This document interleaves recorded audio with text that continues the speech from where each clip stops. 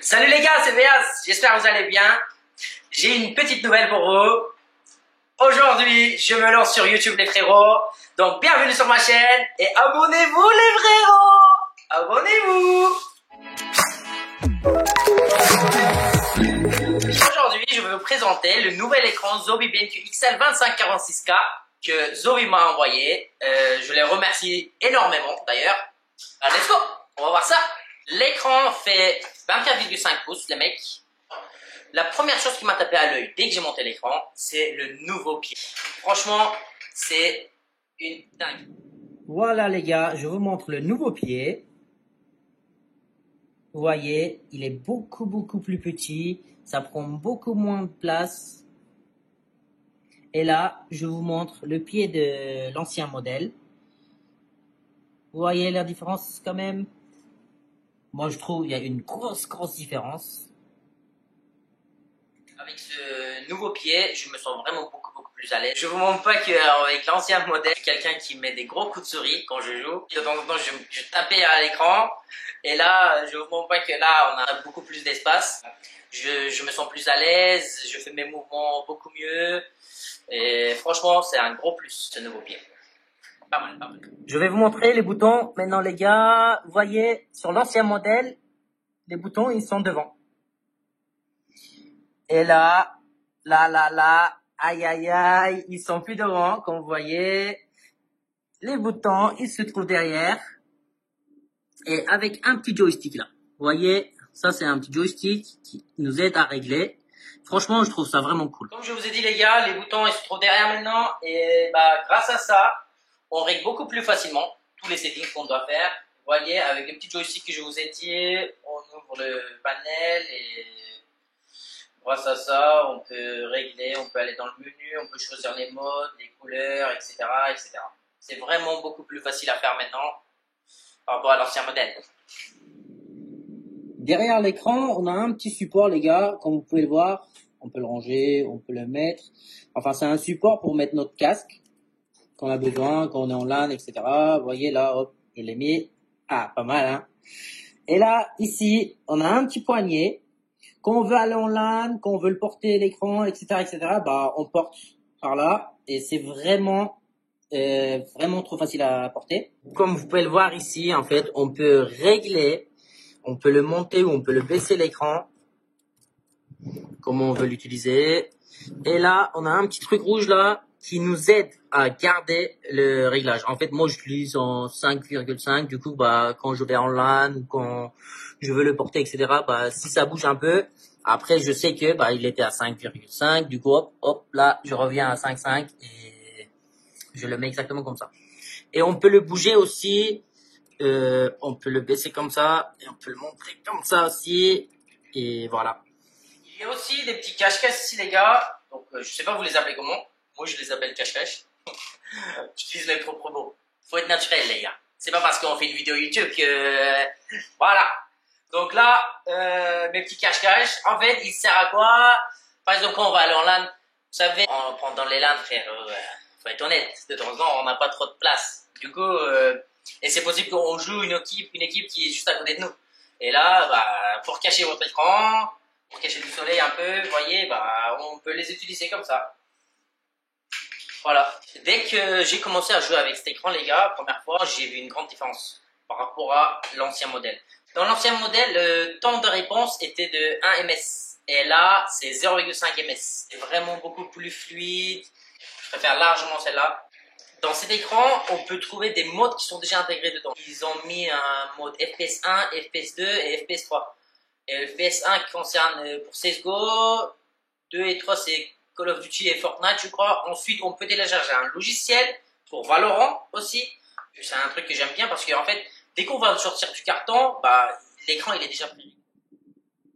Voilà, là je vais vous montrer les modes de jeu qui sont déjà intégrés dedans. Voilà, avec le nouveau panel en plus, ça je vous ai pas parlé encore, je vais en parler aussi tout à l'heure. Là regardez, hop, c'est un nouveau panel en plus. Et avec le petit télécommande, qu'on peut faire tout avec. Regardez là, on peut aller à droite, comme ça, on va dans le menu, ensuite on choisit le mode, et voilà, là, comme je vous ai déjà dit, il y a le FPS 1 pour CSGO, Ensuite, FPS2, FPS3. Après, c'est les gamer 1, gamer 2, gamer 3. Bah, là, ça, c'est les réglages personnels. Ensuite, bah, que vous pouvez le faire, etc. Faire vos propres settings, bah, vous les faites. Il n'y a aucun problème. T'as capté. C'est logique, mon ref. Je vais vous montrer le panel de l'ancien modèle aussi, les gars. Comme ça, vous allez voir la différence. En fait, là, regardez. On est dans le panel avec les petites télécommandes. Enfin, c'est l'ancien, celle-là. Du coup, ça, avec ça, on peut pas aller à droite, à gauche. On est obligé de faire droite, enfin, monter, descendre. C'est vraiment pas très facile à faire. Et l'ancien modèle, enfin, le panel de l'ancien modèle, vous voyez, c'est comme ça. On doit aller avec les flèches, etc. Il n'y a même pas un petit joystick. Vous voyez, c'est un peu dur par rapport à le nouvel modèle. Voilà. Vous voyez, il y a clairement une grosse différence. En plus, comme je vous ai dit, vous voyez, le petit télécommande là, c'est beaucoup plus facile à faire. On peut aller à droite, à gauche. On peut aller dans le menu quand on clique dessus. Voilà. Et ce qui est bien avec le nouveau petit télécommande aussi, c'est en fait une fois qu'on a fait tous les réglages, et ben on reste appuyé sur le troisième, par exemple, hop, et là on va entendre un petit bip, et là il nous dit voilà Gamer 3 Settings Saved. Donc ça enregistre automatiquement quand on reste appuyé dessus, et ensuite bah on peut avoir différents modes de jeu comme on en a parlé. Et là j'appuie sur 1, il passe sur le 1. J'appuie sur le 2, il passe sur le Gamer 2. 3, c'est le E3. Du coup, on peut changer beaucoup plus facilement avec grâce à ces touches-là. Bon, on va passer aux choses un peu plus sérieuses maintenant, les gars. C'est un écran 240 Hz. 240 images par seconde. Alors, je ne sais pas si actuellement vous jouez sur des écrans 60 Hz ou 140 Hz, mais je vous conseille fortement cet écran. Dans les jeux comme Counter-Strike, Valorant, les Hertz, enfin les écrans, ça fait vraiment la diff. Ça fait beaucoup plus fluide. Imaginez de voir 60 images par seconde et imaginez de voir 240 images par seconde. Il y a une grosse différence. Par exemple, moi, avant que les BenQ ils sortent les 240 Hz, je jouais sur les 144 de BenQ. Et je vous montre pas qu'une fois que j'ai passé sur 240 Hz, ensuite je pouvais plus jouer sur les écrans de 144 Hz. Il y a vraiment une grosse différence. Et bah, pour les jeux FPS comme Counter-Strike, comme Valorant, comme je vous ai dit, ça vous avantage en fait. Vous avez de l'avantage contre les gens qui jouent avec des écrans 60 Hz ou 140 Hz. Et faut pas oublier aussi que tous les joueurs pro, ils jouent avec des 240 Hz, les mecs. Il y en a pas un qui joue en dessous. Je peux vous l'assurer. Je vais vous détailler un peu les settings qui sont dans l'écran, les mecs. Avec mon petit télécommande, bien sûr. Alors, pour commencer, je vais vous parler de Black Equalizer. Donc, on va dans le menu, Color, Black Equalizer. Alors, Black Equalizer, c'est quoi? Black Equalizer, ça aide à améliorer la vision dans les zones sombres. Comme ici, par exemple. On est sur Overpass. Après, je pouvais aller sur Mirage aussi, par exemple. Mais là, je suis sur Overpass. Bon. Alors, je vous montre. Donc là, c'est un peu sombre. Enfin, c'est... Normalement, c'est une zone sombre, ok? Mais là, mon Black Equalizer, il est à 20. Donc, ça veut dire que j'ai déjà éclairci la zone, en fait. Quand je vais baisser, vous voyez que on perd la vision, en fait. Ça fait beaucoup plus sombre, c'est noir, en fait. C'est noir. Et du coup, en gros, le Black Equalizer, ça enlève le noir. Ça nous aide à voir mieux dans les zones noires, en fait. Ensuite, on a le Color Vibrance, les mecs. En français, c'est éclat numérique. Donc, ça nous aide à mieux voir les couleurs. On peut différencier les zones grâce à ça. Par exemple, regardez, quand je vais le baisser, vous voyez, ça fait un écran noir et blanc. Et quand on va augmenter, on va voir mieux les couleurs. Voilà, comme vous pouvez le voir. Donc, moi, je le mets à 14, c'est l'habitude. Et voilà, donc on différencie mieux les zones. Les couleurs, on voit mieux. Je vais continuer avec les autres settings aussi, les gars. Je vais vous les montrer vite fait. Donc là, on a Low Blue Light. En gros, ça, c'est la lumière bleue. Je crois que c'est ça, oui. En français, c'est pour pas que ça nous gêne les yeux. Enfin, quand vous voyez, ça nous fait mal aux yeux quand on regarde trop l'écran, quand on joue trop. Bah, du coup, ça, hop, je le mets et j'ai beaucoup moins mal aux yeux. Après, ça, c'est les gamma. qu'on peut choisir. Moi, je l'ai mis 2, c'est l'habitude encore. Après, il y a le color température. Vous pouvez les changer. Normal, bluish, reddish. Ensuite, on va dans la picture. On a le Jack Plus. C'est la meilleure technologie de Zowie. Je vais vous le détailler après. On a la luminosité, contraste, sharpness et AMA. Ensuite, comme je vous ai dit, une fois qu'on fait les réglages, on reste appuyé sur le petit bouton 1, 2 ou 3 où on veut enregistrer. Et dès qu'on entend le petit bip, et bah, ça enregistre automatiquement. Alors là, on va parler de la plus importante caractéristique de cet écran. C'est la technologie DIAC+, les mecs. Dynamic Accuracy. C'est quoi? Je vais vous expliquer. C'est une réduction de flou de mouvement. Vous voyez quand les images elles bougent beaucoup moins. Par exemple, quand on va mettre un gros trait, l'écran ça va trembler beaucoup moins. Regardez par exemple là, je vais tirer. Vous voyez là quand je tire, l'écran elle tremble beaucoup moins par rapport aux autres écrans. D'ailleurs, cette technologie-là, on l'a que dans les Zowie. Alors, quand je vais le désactiver, vous allez voir que ça va trembler beaucoup plus. C'est une réduction de flou de mouvement. Regardez, là, je vais le désactiver et je vais remettre un gros spray et vous allez voir la grosse différence en fait. Là, je l'ai désactivé et quand je tire, et là, vous allez voir que, voilà, comme vous pouvez le voir, ça tremble beaucoup plus et quand les petits bonhommes, quand ils bougent, et on voit que ça tremble en fait. On ne les voit pas très net parce qu'on a enlevé le DIAC+. Et quand je vais le remettre, le DIAC+, et vous allez voir qu'on voit beaucoup plus net et ça tremble beaucoup moins. Vous voyez là? Vous voyez les différences? Après, je sais pas, peut-être à cause de ma caméra, on voit pas très bien. Je peux pas vous le dire, donc, mais à l'œil, on voit une grande différence. Si vous avez les moyens, n'attendez pas une seconde de plus les mecs et faites vos commandes. Une petite dernière chose les gars, Zowie, ils nous ont sorti un nouveau logiciel qui permet d'enregistrer tous les settings de l'écran. Voilà, le logiciel il s'appelle XL Settings to Share. Aïe, je parle bien anglais les mecs, hein. Du coup, comme vous pouvez le voir, réglages importés, exporter les réglages, etc. On enregistre nos settings, joueur 1, joueur 2, joueur 3, comme vous pouvez le voir. Après, on choisit le fichier, on choisit nos settings et ensuite, on exporte et voilà. Franchement, j'ai vraiment kiffé ce logiciel parce que il y a des LAN où on n'amène pas nos écrans maintenant et que ça aide vraiment beaucoup. C'est vraiment très pratique. Vous allez en LAN et que vous n'avez pas la possibilité d'emmener votre écran. Du coup, ce que vous faites, vous enregistrez tous les settings dans ce logiciel. Une fois arrivé en LAN, vous exportez vos fichiers, tous les settings que vous avez, et là-bas en LAN, vous n'avez pas besoin de refaire tous les settings que vous avez chez vous. Franchement, moi, j'ai vraiment kiffé ce logiciel. Alors, pour faire une petite conclusion, les mecs, le nouveau pied de cet écran est vraiment génial. On a beaucoup plus d'espace. On peut mieux placer nos claviers, nos souris. Quand on met des gros coups de souris, on tape plus à l'écran. Nouvelle technologie DIAC+, Zowie les 240 Hz. Franchement, ça fait grave la diff.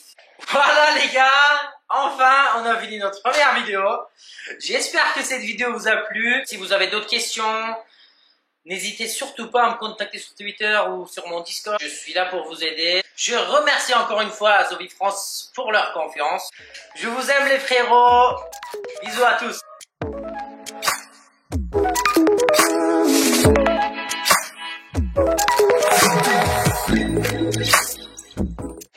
Merhabalar arkadaşlar, ben Beyaz. Bugün hayırlısıyla YouTube'a ilk adımımızı atıyoruz. Let's go!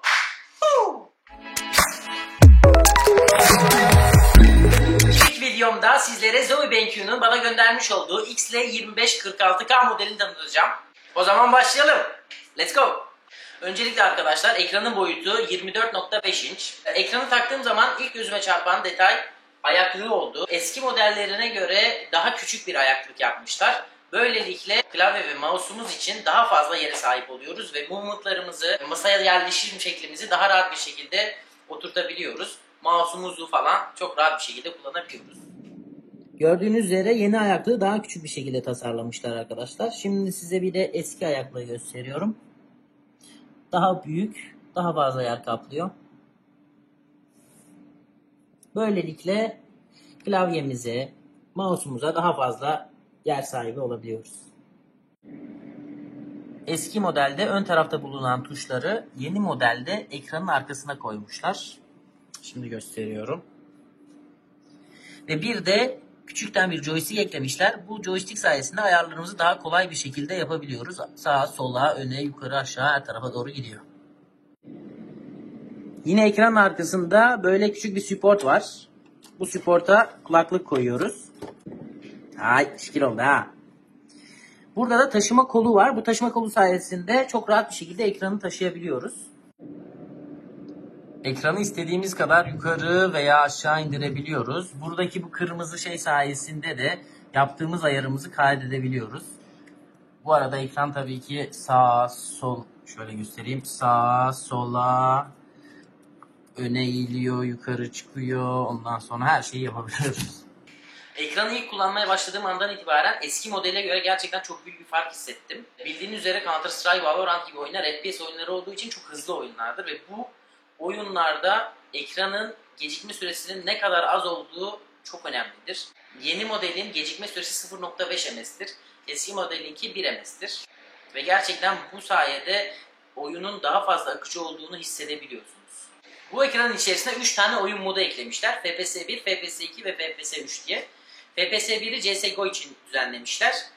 FPS 2'yi Call of Duty için, FPS 3'ü de Fortnite için düzenlemişler. Valorant için de bir mod düzenlemişler ama Valorant için bir lojisel indirmeniz gerekiyor ve bu lojisel sayesinde ayarlara kavuşabiliyorsunuz. Tabii ki kendi ayarlarınızı da yapabilirsiniz arkadaşlar. Ben mesela kendi ayarlarımı kullanıyorum.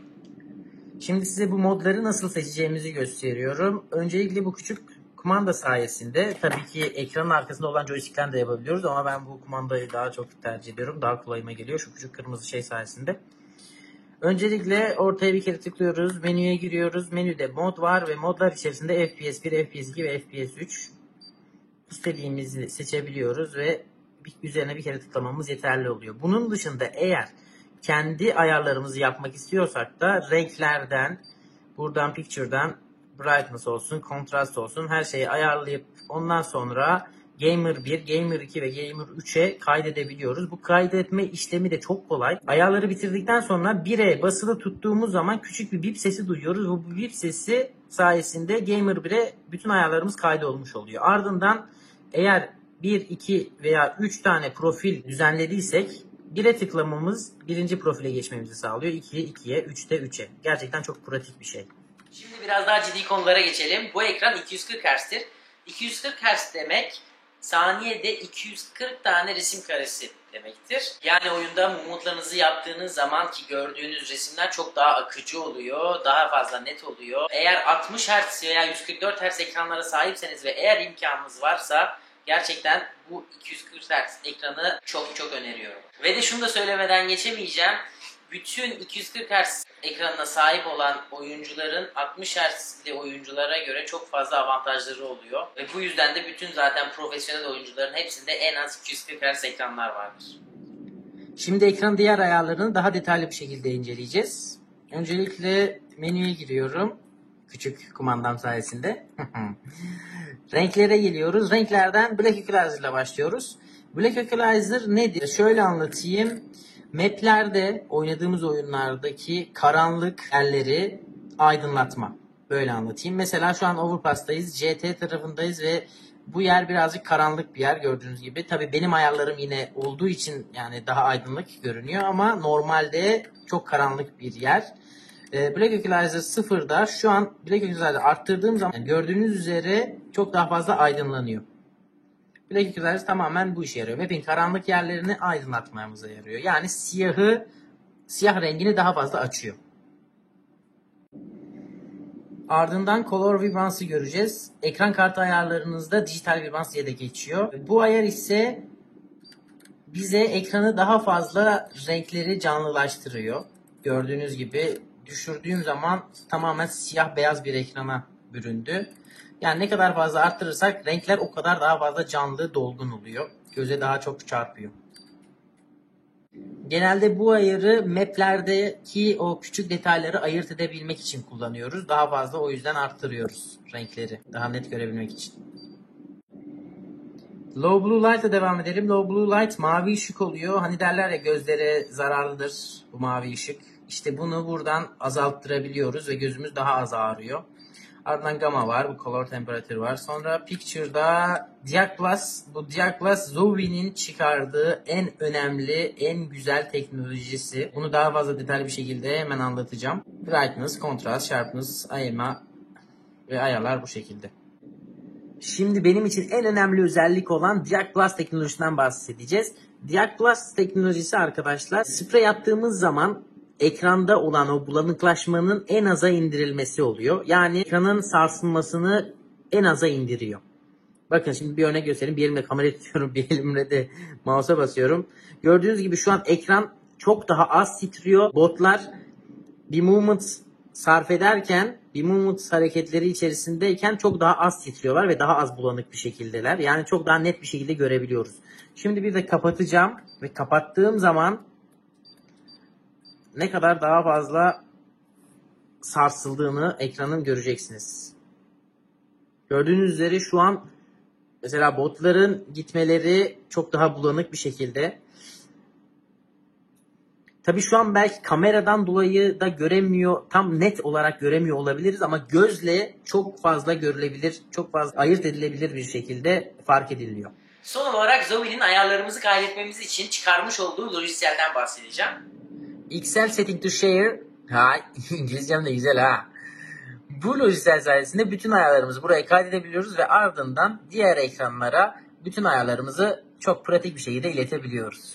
Bu lojiseli gerçekten çok sevdim arkadaşlar. Çünkü bizler LAN game'lere gittiğimizde ekran ayarlarımızı oturup tek tek uğraşa yapıyorduk. Şimdi böylelikle çok daha pratik bir şekilde bütün ayarlarımıza kavuşabileceğiz. Oh be! İlk videomuzun sonuna geldik. Umarım beğenmişsinizdir. Elimden geldiğince anlatmaya çalıştım. Yayınlarımda da bir sürü sorular geliyor böyle ekranlarla ilgili. İzleyip inşallah yardımı olur. Hepinize çok teşekkür ediyorum. Bir dahaki videomda görüşmek üzere. Öpüyorum sizi. Bay bay.